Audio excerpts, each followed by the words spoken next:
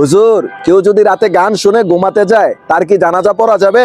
যারা গান শুনে ঘুমাতে যায়, বিশ্বনবী সাল্লাল্লাহু আলাইহি ওয়াসাল্লাম বলছেন এরা মারা গেলে এদের জানাজা দিও না।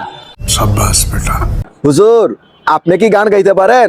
কারণ আমি দীর্ঘদিন গানের বিচারক ছিলাম, এনটিভিতে, এটিএন বাংলাতে, জাতীয়ভাবে অনেক গানের বিচারক ছিলাম। আপনি গানের বিচারক ছিলেন?